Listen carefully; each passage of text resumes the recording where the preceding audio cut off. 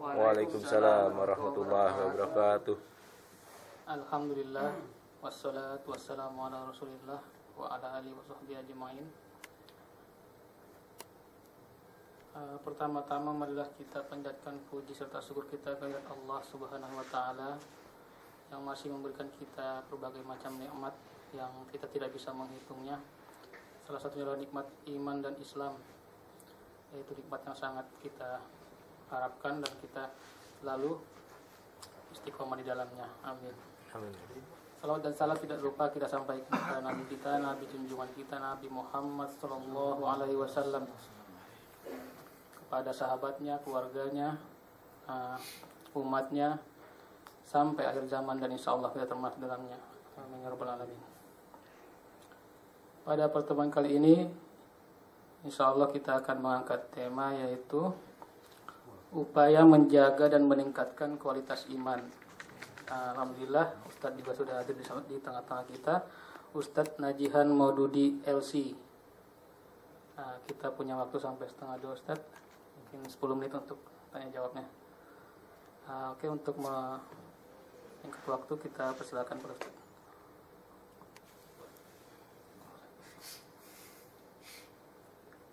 Assalamualaikum warahmatullahi wabarakatuh. Waalaikumsalam warahmatullahi wabarakatuh. Innal hamdalillah nahmaduhu wa nasta'inuhu wa nastahdihi wa nastaghfiruh wa na'udzu billahi min shururi anfusina wa sayyiati a'malina. Man yahdihillahu fala mudilla lahu wa man yudlil fala hadiya lahu. Asyhadu an la ilaha illallah wahdahu la syarika lahu wa ashhadu anna Muhammadan abduhu wa rasuluhu la nabiyya ba'dah.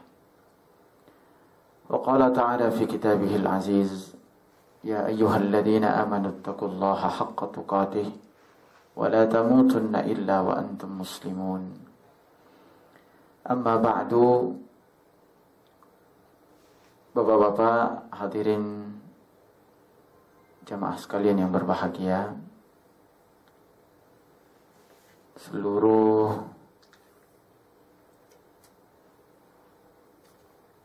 pegawai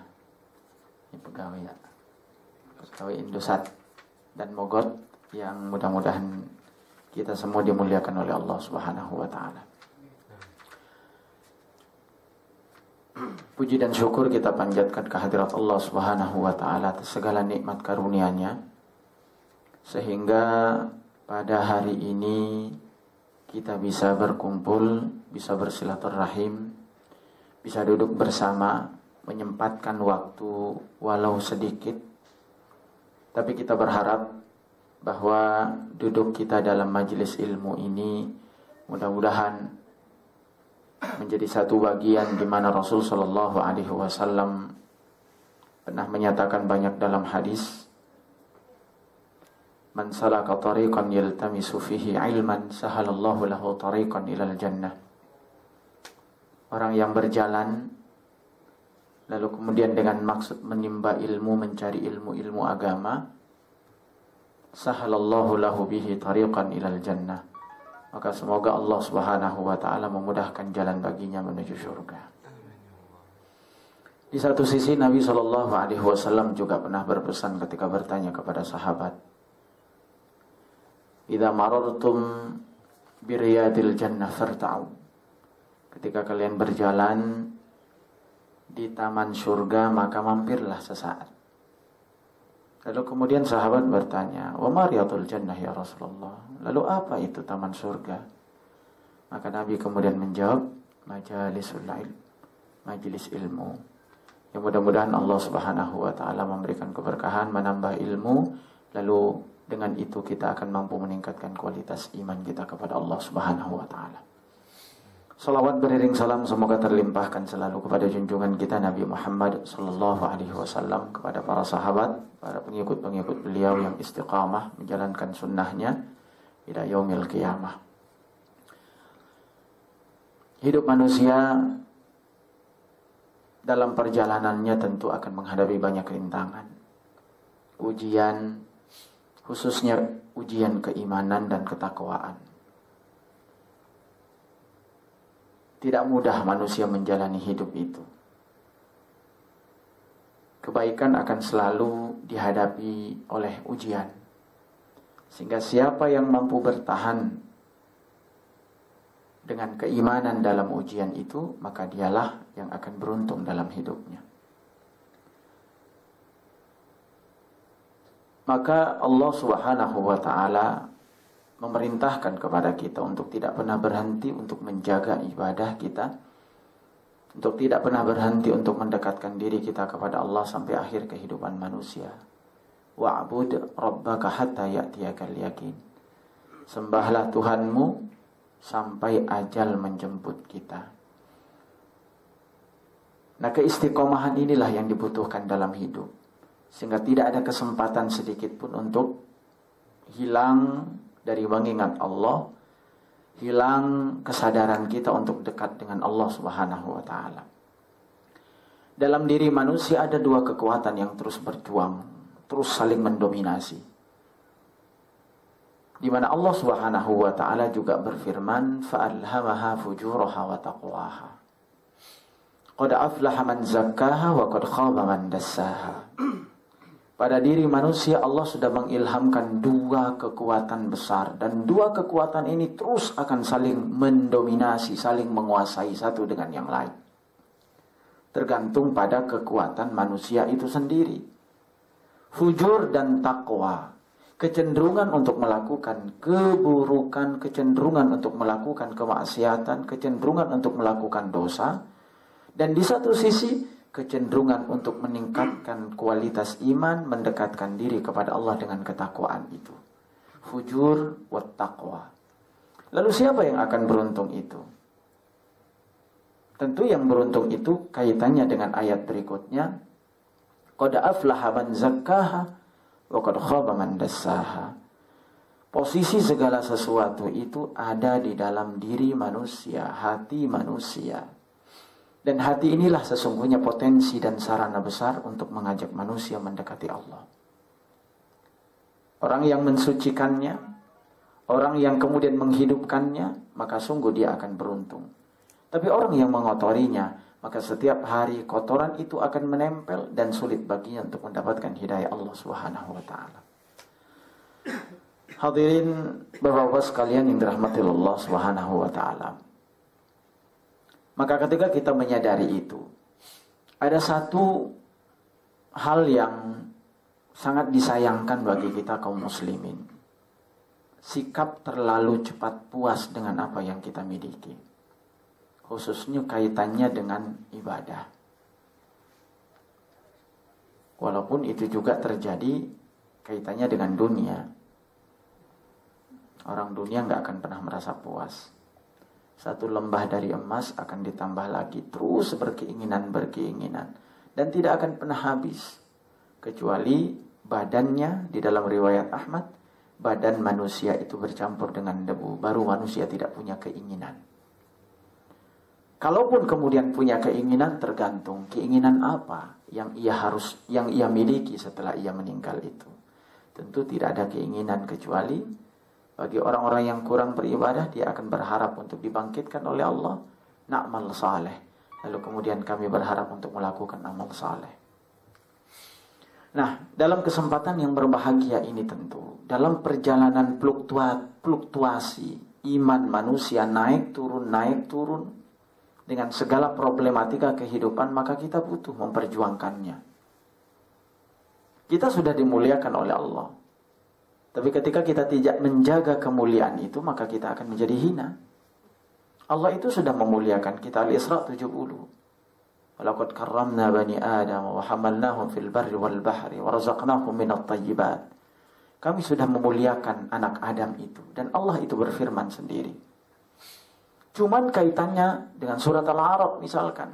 Semuanya akan dimuliakan oleh Allah. Tapi ingat, bahwa sesungguhnya neraka itu pun tempatnya manusia yang dulu aku muliakan.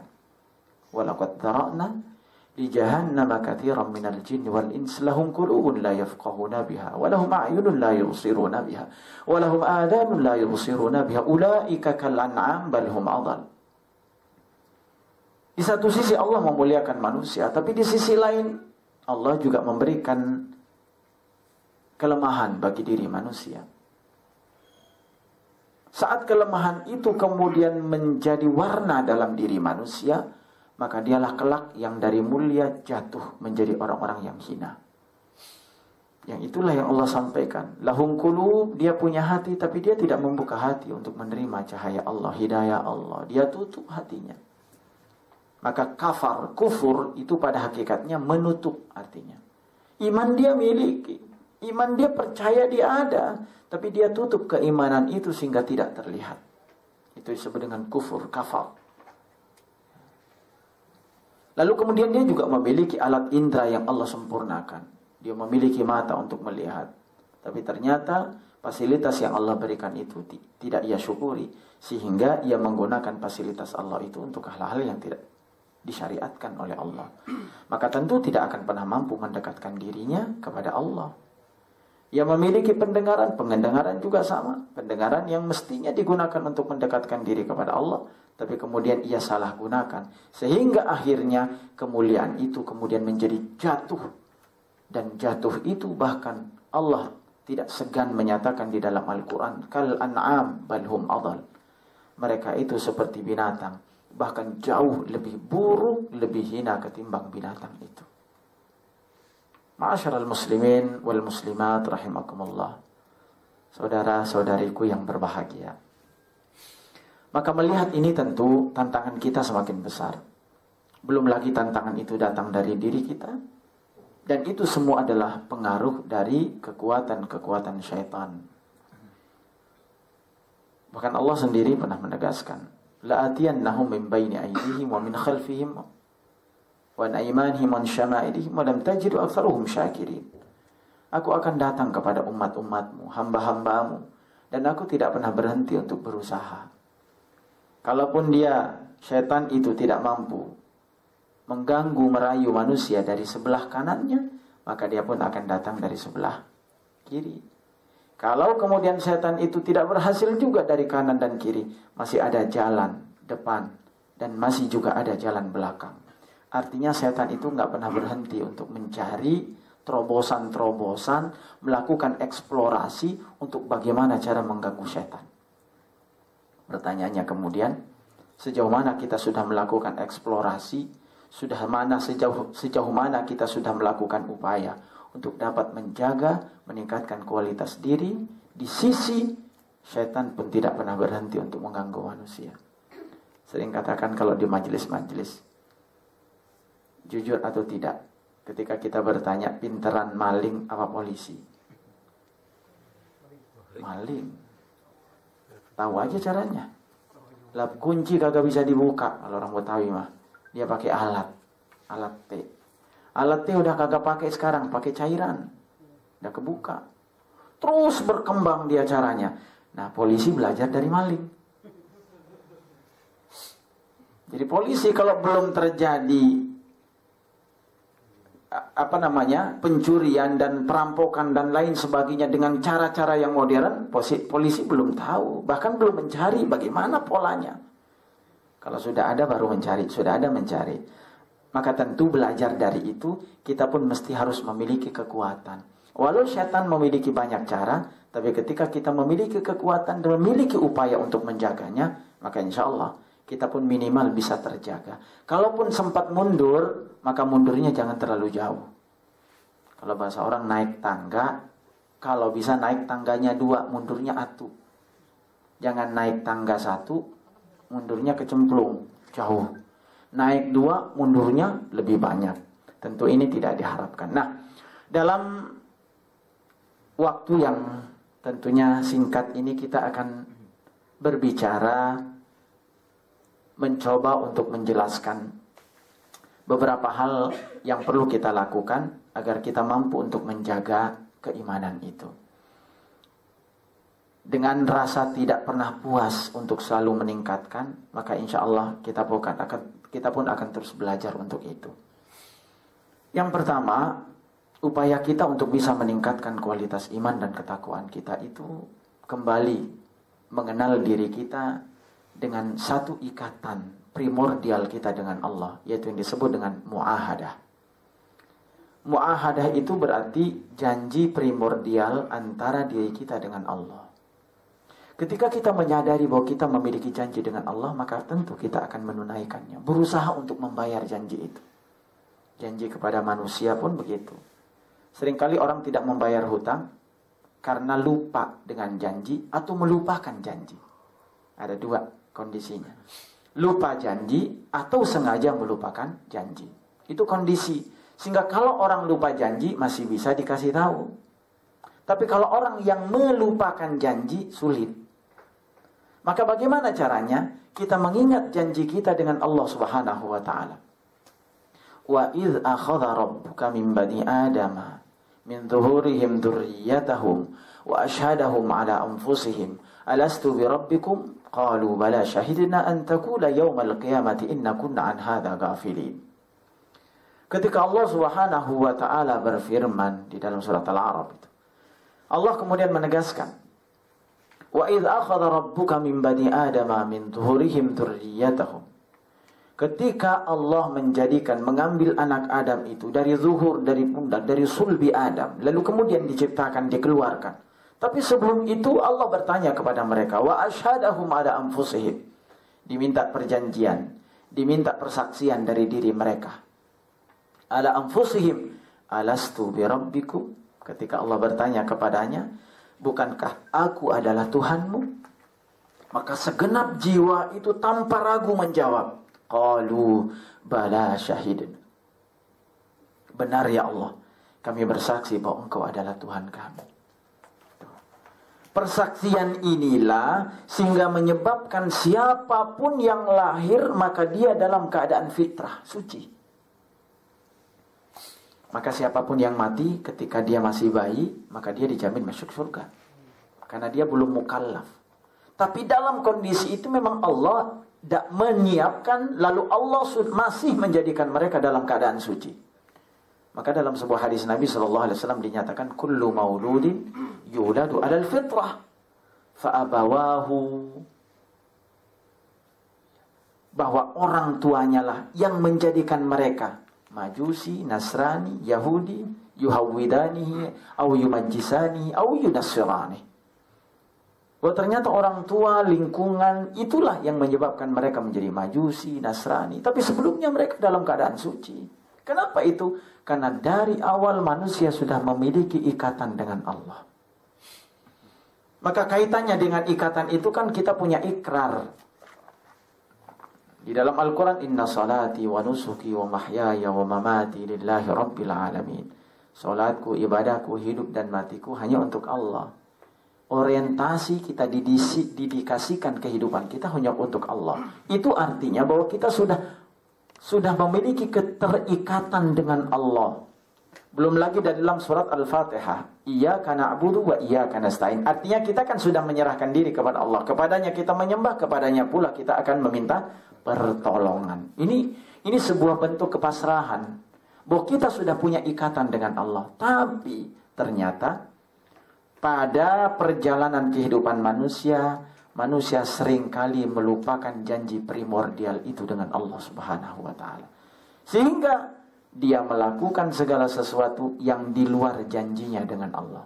Maka Allah di dalam surat Al-Baqarah menegaskan, alladzina yanquduna ahdallah min ba'di mitsaqihi wa yaqta'una ma amara Allah bihi an yusala wa yufsiduna fil ard ulaika humul khasirun.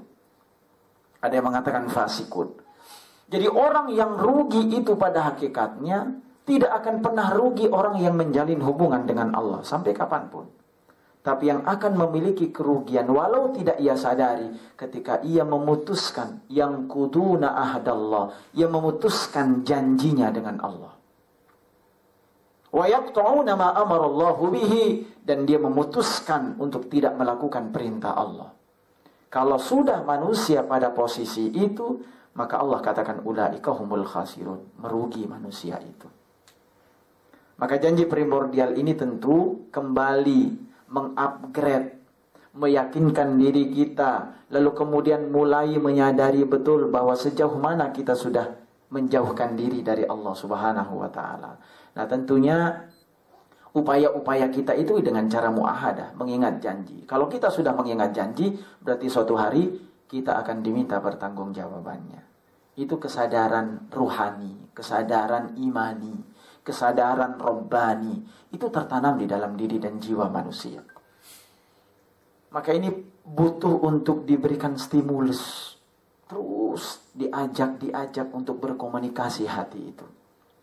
Manusia itu seringkali sibuk untuk memberikan nutrisi pada jasmaninya, tapi ia meninggalkan kebutuhan rohaninya.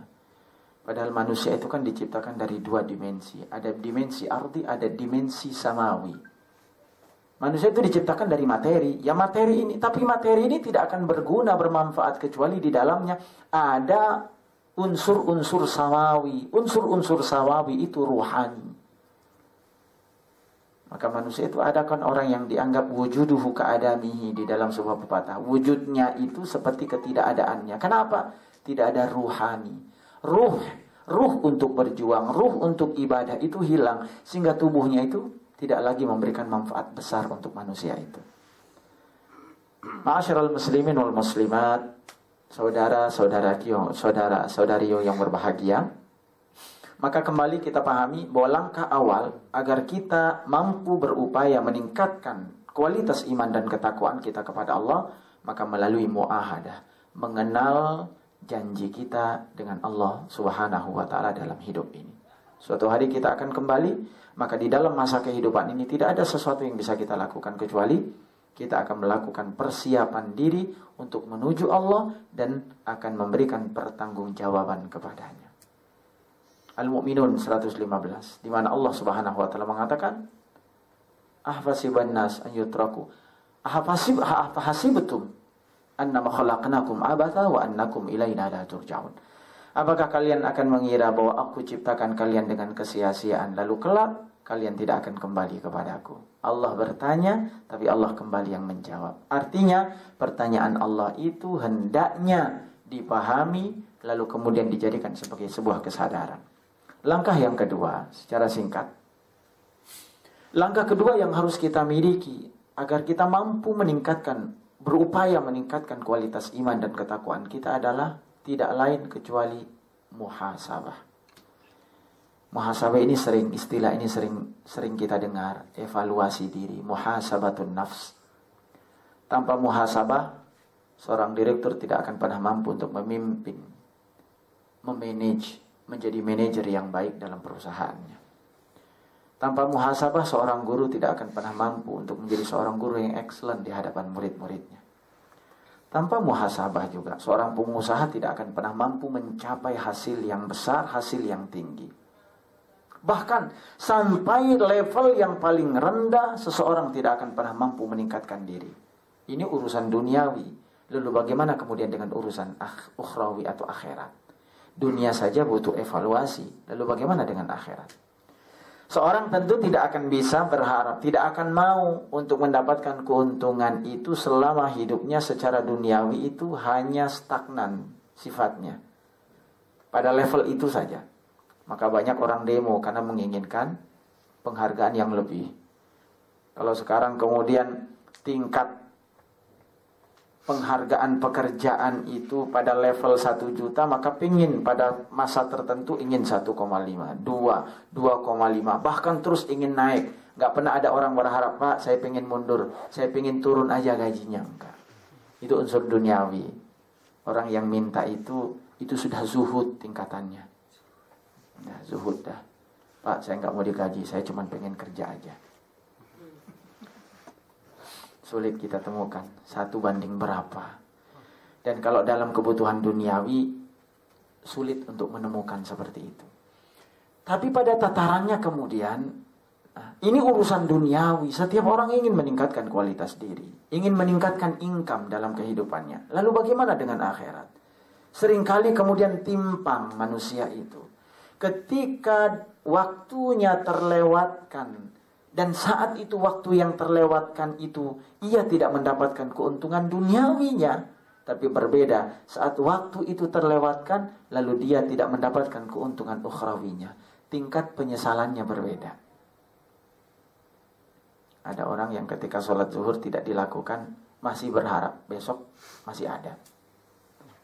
Asar besok juga masih ada. Tapi ketika waktu terlewat sedikit saja, unsur duniawi, penyesalannya luar biasa. Kehilangan sedikit saja dari nominal keuangannya, minta ampun, boleh mengeluarkan sampai jutaan, padahal yang hilang gak nyampe jutaan.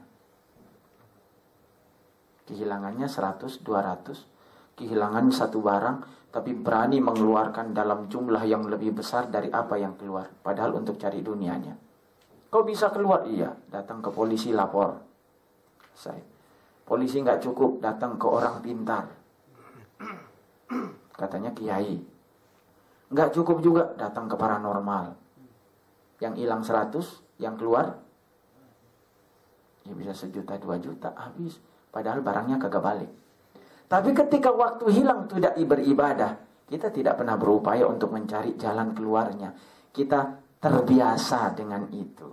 Bahkan kita berharap kita punya angan-angan yang besar masih panjang. Ada satu tempat yang kemudian ketika kita bertanya, dan ini sudah menjadi rahasia umum. Pak, kenapa nggak mau ngaji, Pak? Nanti tunggu dah. Ini kan masih muda. Usia 40, 50, bakal konsentrasi sama ngajinya dah.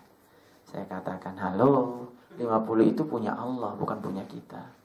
40 itu punya Allah, bukan punya kita. Kita cuman bisa menikmati, bisa mengisi, dan kita tidak bisa memiliki. Umur kita yang Allah, yang tahu ya Allah. Kita nggak punya apa-apa. Kita cuman yang dikasih ya kita jalanin. Kalau diambil ya sudah, mau diapain? Kita berharap nggak mau, nggak bisa. Sekuat apa manusia untuk menolak ketetapan Allah? Nggak ada. Ya kalau lu udah kasih setahun, kita tahun depan sudah berakhir ya, innalillah. Maka kadang-kadang mohon maaf, ada orang yang pengen beribadah lalu alasannya tunggu panggilan Allah. Nah, panggilan Allah bisa 2, bisa innalillah, semacam-macam dah. Kategorinya kan macam-macam tuh. Duit banyak, kewajiban haji belum ditunaikan. Ketika ditanya, Pak, kok nggak berangkat? Tunggu panggilan Allah. Lah kapan Allah bakal manggil? Allah sudah manggil sejak 14 abad yang lalu. Emang ada Allah lalu kemudian menjelma menjadi manusia memanggil, yuk naik haji? Enggak, panggilan Allah sudah lama. 14 abad yang lalu panggilan haji sudah ada di dalam Al-Quran. Bahkan disampaikan oleh Nabi. Al-hajju ashhurum ma'rumat. Atau faman hajjal baita wa i'tamara fala junah. Banyak ayat-ayat kaitan dengan salat, ibadah. Entar tunggu dah. Menuntut ilmu, entar tunggu kalau udah usianya. Ya usia tua lah bahasanya. Ya dalam hal ini tentu kita banyak menanti, banyak menunggu, tapi tidak mengejar kesempatan itu. Maka kembali muhasabah. Maka pantas kalau Umar bin Khattab pernah berpesan, hasibu qabla an tuhasabu. Hisablah kalian sebelum Allah yang menghisab. Apa yang dimaksudkan? Bahwa ketika manusia berani dan mau menghisab dirinya, maka kelak hisab Allah hisaban yasira. Maka Allah kelak akan ringan hisabnya. Karena kita sudah menghisab diri kita. Jangan tunggu Allah ketika Allah bertanya, min aina iktasaba wa fima anfaqa. Suatu hari kemudian manusia kakinya tidak akan beranjak. Berpindah kakinya sebelum dia akan ditanya tentang beberapa hal. Dan ini pasti. Yang pertama, kata Rasulullah SAW, an umrihi fima afna. Lalu tentang umurnya, untuk apa ia gunakan. Umurnya untuk apa ia gunakan. Suatu hari kemudian Umar bin Abdul Aziz dalam sebuah kisah, dia mengatakan bahwa kemuliaan seseorang itu karena umurnya. Tapi Islam itu tidak melihat itu. Kemuliaan seseorang itu karena ilmunya, bukan karena umurnya. Maka dalam sebuah pepatah dikatakan, al-alimu kabirun wa in kana hadasan wal jahilu saghirun wa in kana syaikhan. Ta'allam falaysa al-mar'u yuladu 'aliman wa laysa akhu ilmin kaman huwa jahil. Al-alimu kabirun, orang yang cerdas, orang yang alim itu kabir, besar, mulia. Wa in kana hadasan, walau usianya itu kecil. Tapi sebaliknya, wal jahilu kabirun wa in kana syaikhan. Saghirun wal jahilu saghirun wa in kana syaikhan. Dan orang yang bodoh itu dianggap kecil walaupun usianya tua. Suatu hari di dalam satu kisah bisa kita ambil pelajaran. Umar bin Abdul Aziz kemudian menjadi seorang khalifah saat itu. Ia mengundang nufud, ia mengundang wafdun wufud, banyak utusan-utusan dari beberapa daerah datang ke tempatnya. Lalu dia mengatakan, yang tua di antara kalian boleh berbicara dan mengangkat suara, sampaikan kepadaku. Lalu di antaranya ada orang yang muda mengangkat tangannya, saya wahai khalifah. Lalu kata Umar bin Abdul Aziz, engkau belum layak untuk mengucapkan sesuatu, duduklah. Lalu apa kata anak muda itu? Yang langsung kemudian membuat sadar Umar bin Abdul Aziz. Wahai Umar, andai kata standar bolehnya berbicara dan mengusulkan sesuatu itu karena usianya, maka sungguh engkau tidak layak untuk duduk di singgasanamu. Kenapa? Karena di belakangmu banyak yang lebih tua usianya ketimbang engkau.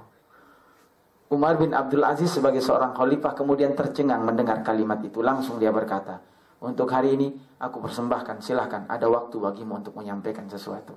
Karena ternyata kemuliaan itu bukan karena usia, tapi karena ilmu yang dimilikinya. Maka kembali, saudara-saudariku, ikhwan akhwat yang berbahagia, maka yang kedua tadi adalah muhasabah. Bermuhasabah itu berarti mengevaluasi diri. Evaluasi diri dalam segala sesuatu, dalam ibadah kita, dalam amal soleh kita. Maka kesempatan untuk melakukan muhasabah itu ada saat ini. Ali bin Abi Thalib pernah berkata, al-yawmu amalun wa hisabun wal ghadu hisabun wala amal. Hari ini, kata Ali, di dunia ini adalah kesempatan beramal dan kesempatan berhisab. Tapi besok, pada akhirat nanti, hisabun wala amal. Kesempatan berhisab, tapi tidak ada kesempatan untuk melakukan amal. Apapun tingkat penyesalan kita, Allah tidak mungkin akan menghidupkan kembali manusia dan memberikan kesempatan untuk melakukan amal. Sesedih apapun manusia itu, Allah tidak akan pernah berikan kesempatan lagi untuk menghirup udara dan menikmati kehidupan ini. Maka muhasabah menjadi jalan upaya agar iman, ketakwaan kita tetap terjaga di dalam diri kita. Langkah yang ketiga, Bapak sekalian, ibu sekalian, saudara-saudariku, ikhwat akhwat yang berbahagia, langkah ketiga adalah M yang ketiga. Yang pertama mu'ahadah, yang kedua itu adalah muhasabah, dan yang ketiga lakukanlah muqarabah. Muqarabah itu artinya upaya pendekatan. Pendekatan kita itu aktif bukan pasif. Nyari surga tidur, gak bakal. Jangankan surga, jangankan nikmat Allah, jangankan rahmat Allah, dunia saja, kalau kita tidak bergerak, maka kita tidak akan mendapatkan apa-apa. Dulu pernah seorang guru pernah mengatakan, al-harakah barakah. Bergerak itu adalah keberkahan. Selama gerak itu adalah gerak yang positif. Jadi kita diperintahkan oleh Allah untuk selalu bergerak. Maka di dalam Al-Quran kaitannya dengan wama min dabbah. Dabbah itu kan melata, bergerak. Jangan kemudian menganggap kan ada jaminan di dalam Al-Quran. Wama min dabbatin fil ardi illa 'alallahi rizquha. Segala sesuatu yang ada di atas muka bumi ini akan ada rizkinya semuanya. Titik, salah. Ada komanya. Bagi yang mau berusaha dan bergerak. Maka kenapa rahasianya ulama mengatakan dabbah yang melata, yang bergerak. Kalau nggak bergerak, nggak bakal dapat. Cecak, semut, itu bergerak baru dapat, nggak bakal nunggu.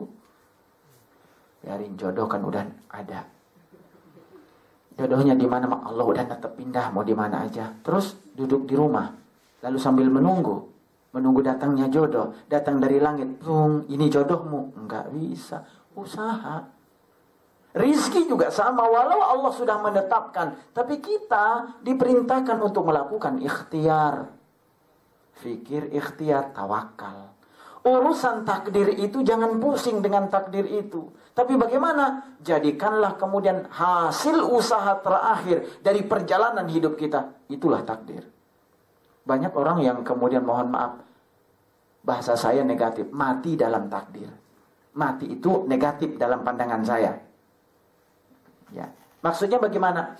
Ia kemudian tidak mau bergerak, baru melakukan satu langkah, lalu kemudian dia sudah putus asa. Ini sudah takdir. Ntar dulu, Masih hidup apa enggak? Kalau masih hidup, berarti perjalanan kita masih ada. Pernah lihat semut? Semut itu mengangkat satu, jatuh. Apa dia berhenti? Tidak. 2 orang dia mengangkat barang, jatuh. Dia nggak berhenti. Dia panggil temannya. Bersama-sama bakal naik. Terus, walau perlahan. Itu namanya ikhtiar. Maka di dalam hidup, kita nggak bisa hanya duduk termenung lalu kemudian menunggu keajaiban dari Tuhan, dari Allah, lalu kita tidak bergerak. Maka ini disebut dengan muqarabah, lakukan pendekatan dengan Allah, aktif. Kalau nggak aktif nggak akan pernah bisa untuk mencapai segala sesuatu. Maka kemudian ketika Allah Subhanahu wa taala mengatakan, hal adullukum ala tijaratin tunjikum min adzabin alim tu'minuna billahi wa rasulihi wa tujahiduna fi sabilillahi bi amwalikum wa anfusikum. Kalau ingin engkau mendapatkan surga, mendapatkan perniagaan yang kemudian perniagaan itu memiliki nilai yang besar, tidak ada langkah kecuali tu'minuna billahi wa rasul. Beriman sama Allah, beriman kepada Rasulnya, tapi tidak berhenti pada iman dan tidak berhenti hanya pada keyakinan. Lalu apa yang Allah SWT? Wa tujahidun, berjuang itu kan bagian dari ekspresi. Maka logikanya manusia yang hanya duduk berdoa dari pagi sampai pagi lagi, kata Umar bin Khattab, doa dari pagi sampai pagi lagi gak bakal dikabulin. Kenapa? Kau tidak berjuang, kau tidak berusaha. Safir tajid iwadan amman tufariku fansab fa inna ladhidzal aisi fin nasab. Safir, berjuang, keluar. Kalau kita sudah keluar, maka pasti akan kita mendapatkan sesuatu. Dan bahkan akan meninggalkan sesuatu yang kita tinggalkan. Akan mendapat ganti dari apa yang kita tinggalkan. Fansab fa inna ladhidzal aisi fin nasab. Berjuanglah, berusahalah, karena tidak ada kenikmatan yang bisa diraih oleh seseorang setelah ia melalui usaha itu. Beda rasanya. Kenikmatannya pun berbeda. Maka lakukanlah upaya pendekatan, jangan nunggu. Maka untuk mencari Allah, bertebarlah di muka bumi ini. Lakukanlah ibadah, bergeraklah. Maka kita akan mampu untuk menjaga kualitas keimanan yang kita miliki di dalam diri kita. Maka ini disebut dengan muqarabah. Disebut dengan muraqabah. Muqarabah adalah pendekatan diri kepada Allah Subhanahu wa ta'ala dengan segala sesuatu, Bu. Upaya muqarabah itu kan banyak. Kita jangan pernah berharap bakal dikasih apa sama Allah, tapi berusahalah untuk sibuk dengan melakukan upaya. Masalah apa yang bakal Allah ganti itu urusan Allah. Ada dalam satu kisah. Kisah ini ditulis di dalam satu buku Testimoni Yusuf Mansur. Bisa kita belajar dari ini. Ada seseorang, mohon maaf, ini simpel ceritanya. Ada orang tukang beca. Tukang beca ini miskin. Dia tidak memiliki harta yang banyak. Tapi dia berusaha belajar untuk bisa memberi walau dia tidak memiliki apapun. Dia punya tenaga. Lalu dia berniat, hari Jumat saya berniat untuk menggratiskan siapa yang naik ke becakku. Ini niatnya. Karena saya ingin beramal. Dia uang, gak punya uang. Ilmu, dia nggak punya ilmu, tapi dia punya tenaga. Dia berusaha, dia belajar. Sehingga orang yang mau belajar itu dia bakal berusaha dengan apapun dia bisa memberi. Maka jangan pernah membatasi diri untuk melakukan amal soleh. Dia berniat. Naik seorang perempuan ke becanya, diantar. Singkat cerita sampai di satu tempat, lalu kemudian diturunkan penumpangnya. Penumpangnya turun dari beca itu. Lalu perempuan itu ingin membayar. Lalu dia sudah berniat, berjanji dengan Allah, ya Allah, aku sudah berjanji untuk tidak mengambil uang sepeser pun dari orang yang akan membayar, khususnya hari Jumat itu. Dan dia istiqomahkan itu. Sampai suatu hari naik seorang perempuan yang juga pernah naik kepadanya. Lalu dia ingin membayar kembali dan dia menolaknya. Sehingga dia ingin mendapatkan alamat orang tersebut. Ini terjadi di Semarang. Lalu datanglah orang tua yang kaya itu menuju tempat kediaman laki-laki tersebut. Tapi bisa jadi seorang tukang beca, kapasitas rumahnya, lalu tentu bisa dibayangkan. Kecil, mungil. Dan tentunya kalau menurut logika nggak akan pernah bisa untuk mencapai apa yang bakal ia capai setelah ini. Ternyata Allah yang menggerakkan hati ibu itu. Lalu dia mengatakan, sungguh aku belajar darimu wahai bapak, bang tukang beca. Maka hari ini aku berniat karena Allah, aku akan memberangkatkanmu menuju Mekah, engkau dengan istrimu. Dari mana keajaiban itu datang? Dari upaya mendekatkan diri kepada Allah. Maka kalau saya mengambil pelajaran ini, tidak muluk-muluk. Artinya apa? Biarkan Allah yang menghitung amal kita. Wa qul ya'malu fasayarallahu amalahu wa rasuluhu wal mu'minun. Bekerjalah, biarkan Allah yang menilai pekerjaan kita. Yang penting kita berusaha untuk melakukan apa yang mampu kita lakukan.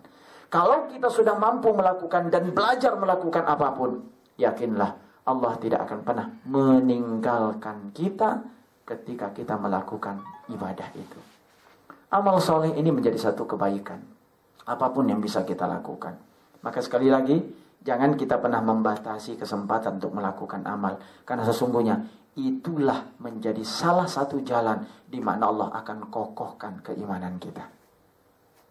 Dengan iman dan amal soleh, maka kita akan menjadi orang-orang yang berkualitas keimanannya kepada Allah Subhanahu wa ta'ala. Kemudian berikutnya Bapak sekalian dirahmati Allah Subhanahu wa ta'ala, keempat itu tadi lakukan muqarabah. Sekarang lakukan muraqabah. Muraqabah itu adalah merasakan Allah omnipresent. Allah itu hadir, ada bersama kita dimanapun itu berada.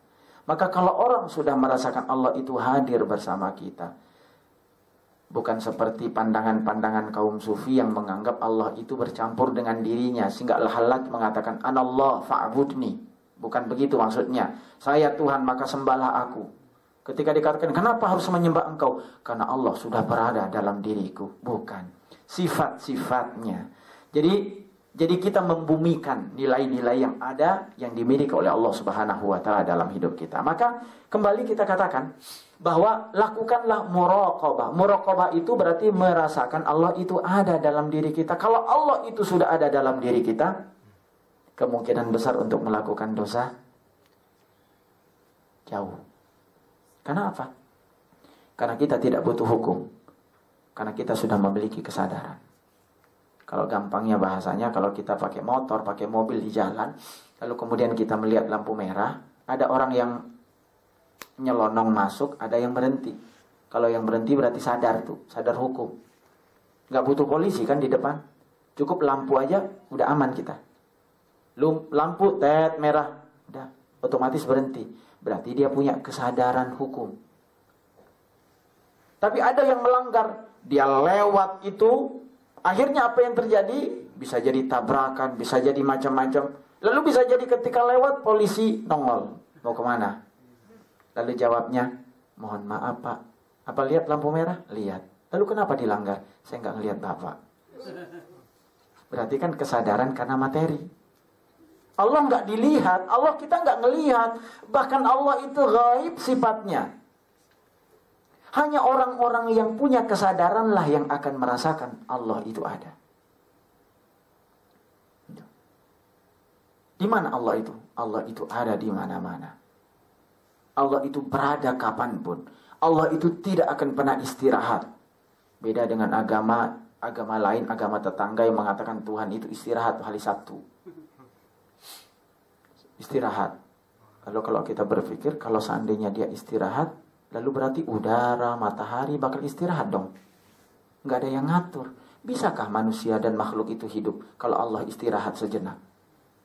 Mati manusia, Pak. Maka Allah itu di dalam surat Kursi, ayat Kursi dikatakan, Allahu la ilaha illa huwal hayyul qayyum la ta'khudhuhu sinatun wala naum. Enggak ngantuk, enggak pula tidur. Berarti Allah enggak pernah istirahat, apalagi istirahat sehari. Bakal berapi kehidupan manusia. Maka muraqabah itu berarti kan sifat ihsan. Apa itu ihsan? Ketika Jibril datang kepada Rasulullah lalu kemudian berkata, "Anta'budallaha ka'annaka tarahu wa illam takun tarahu fa innahu yara." Sembahlah Allah seakan-akan engkau menyaksikan Allah. Tapi tentu kita tidak bisa menyaksikan Allah kan? Hanya bisa menyadari bahwa Allah itu berada bersama kita. Omnipresent, hadir bersama kita. Tapi kalau engkau tidak mampu melihat Allah karena kelemahan manusia itu, maka yakinlah Kalau Allah pasti melihat kita. Itu tinggal itu saja. Itu namanya ihsan, muraqabah, Pak.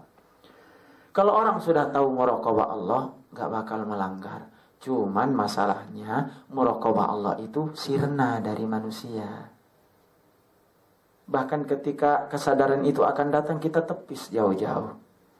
Ketika kita merasakan iman, kita jauhkan karena nggak menguntungkan menurut kita. Maka dalam hal ini tidak akan mungkin iman seseorang itu akan semakin bertambah. Tapi kalau kita sudah merasakan Allah itu hadir bersama kita, Allah itu meneropong setiap waktu kesempatan kita. Apa yang diucapkan oleh manusia, wa ma yalfazu min qaulin illa ladaihi raqibun atib. Apa yang disampaikan oleh manusia kecuali ada raqib dan atib yang akan menjaga, melihat manusia. Allah hafiz, Allah yang kemudian akan menjaga manusia, melindungi manusia. Maka saat itu kemudian kenikmatan iman itu akan ada.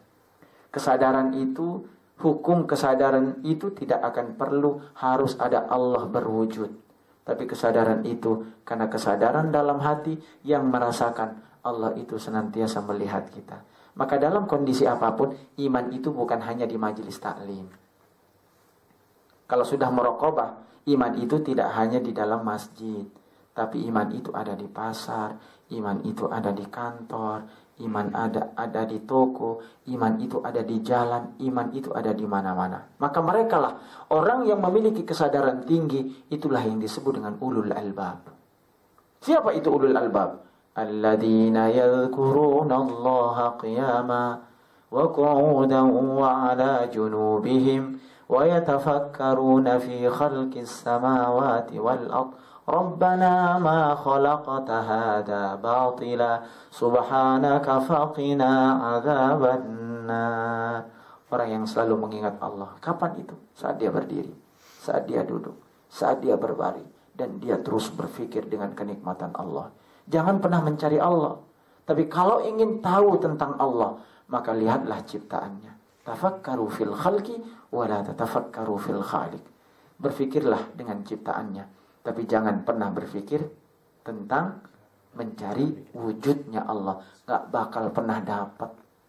Kaum filosof, ini filsafat ini sekarang kan mencari Tuhan tuh.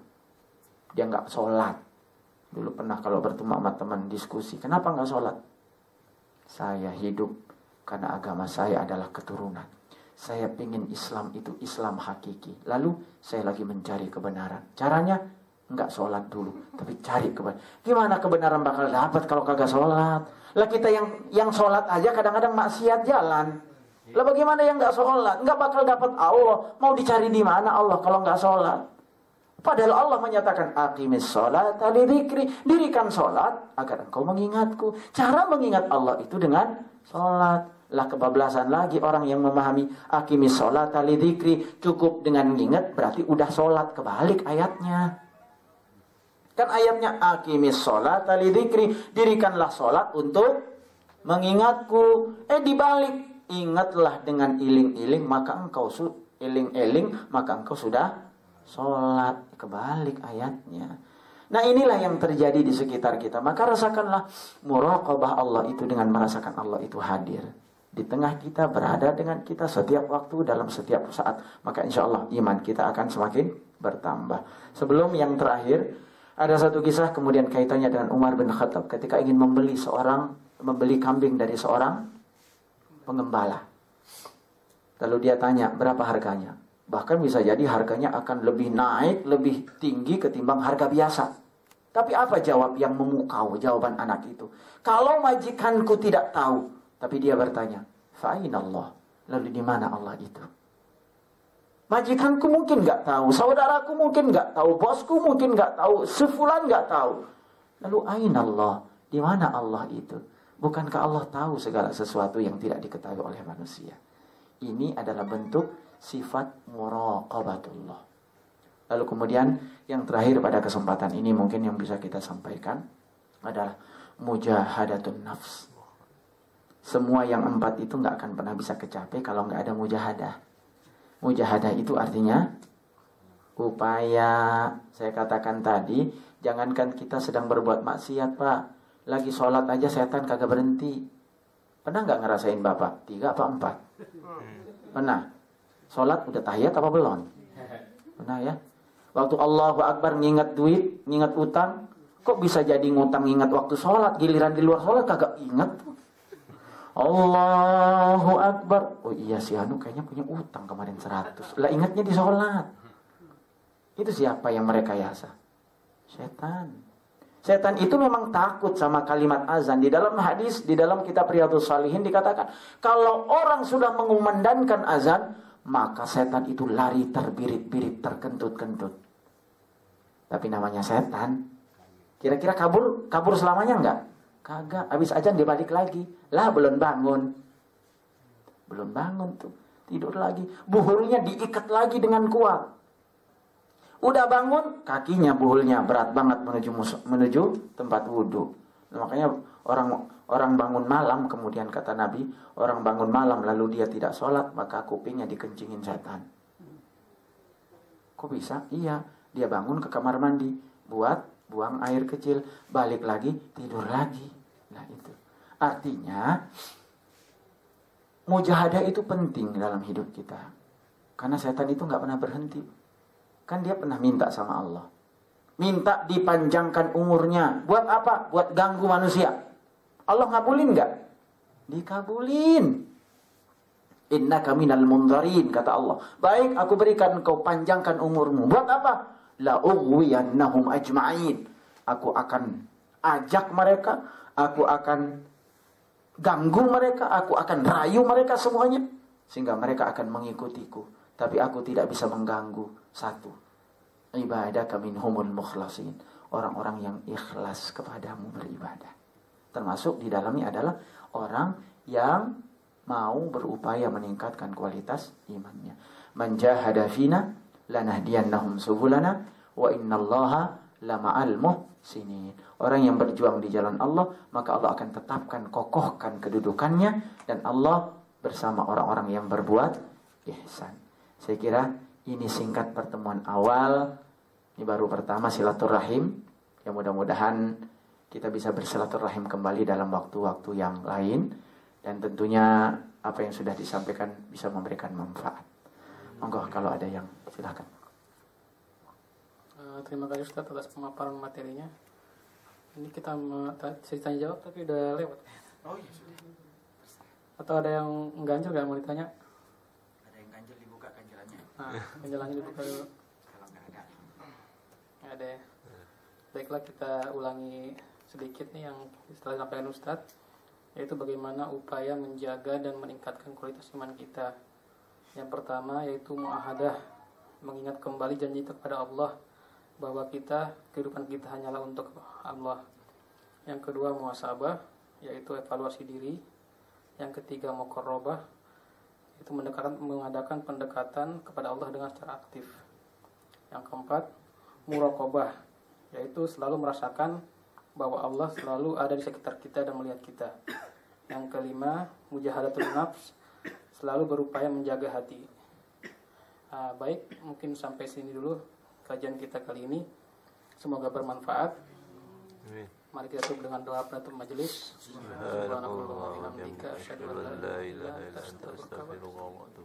Wabillahi taufiq wal hidayah. Wassalamualaikum warahmatullahi wabarakatuh. Waalaikumsalam warahmatullahi wabarakatuh.